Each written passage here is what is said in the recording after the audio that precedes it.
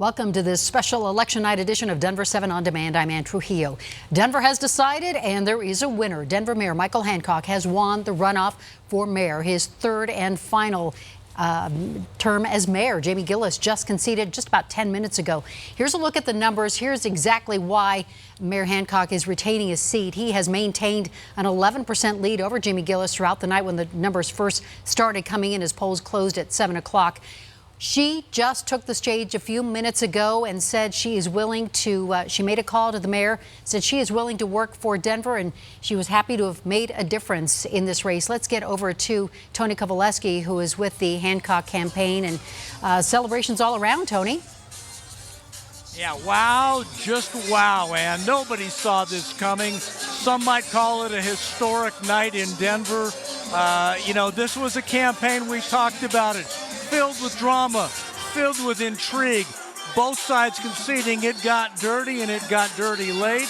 But the people of Denver have spoken, and they've spoken in large numbers, saying they want Michael Hancock back for a third term as mayor. Where, why? I've been talking to many people. I talked to Mayor Wellington Webb during the past half hour, and I said to him, why, how? He encouraged the mayor 3 weeks ago to get back and reconnect with his base, to start shaking hands with the real people, the people that got him elected. Mayor Webb talked about the fact that many mayors after 2 terms lose connection with the real people out there, and that's because they're spending a lot of time running the city. By all indications, the mayor, his ground game, his base came out.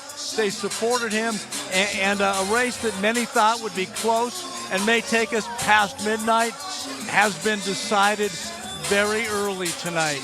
The mayor talking about and thanking his supporters. Money was a bit of an issue. It was lopsided. Clearly the mayor had much more to spend than his challenger, Jamie Giellis. But in that early primary, when the mayor only got 39% of the vote after 8 years in office and $2 million spent there, many people thought this race was in trouble for the mayor.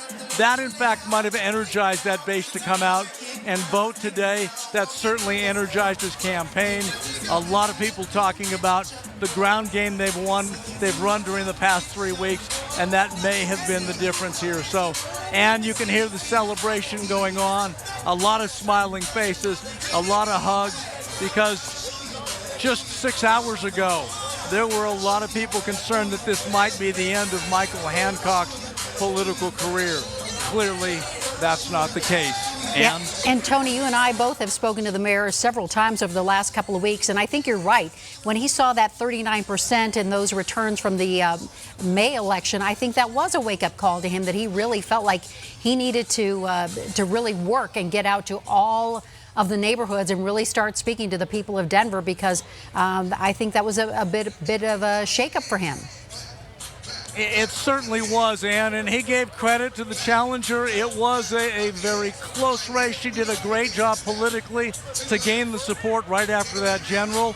Of the 2 candidates that finished 3rd and 4th in the race, many thought that might be enough to take her over the top, getting the votes and the support of Lisa Calderon and Penfield Tate. But you look at the numbers here and the percentages, and the mayor has sent a strong message to Denver and the state of Colorado that he is still politically significant, and the voters answered today and said, we want 4 more years. Yeah, and certainly still a lot of big issues that Denver needs to address. I think we've watched it with all of these debates: homelessness and housing. I think the 2 big issues for Denver, and I think he's hearing that message that he needs to do a better job of working on those issues and communicating to the people of Denver, right? Well, and to tease ahead a little bit here, the mayor has promised an interview at the top of the 10 o'clock show.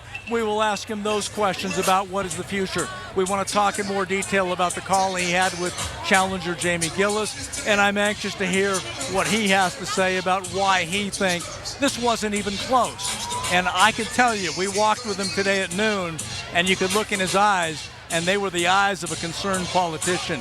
He wanted to be optimistic, but he was understandably concerned. And certainly both good competitors. Tony Kovaleski, thank you so much for that, and we will talk again at 10 o'clock. In the meantime, let's take a quick look at some of the other numbers today from this election here in Denver.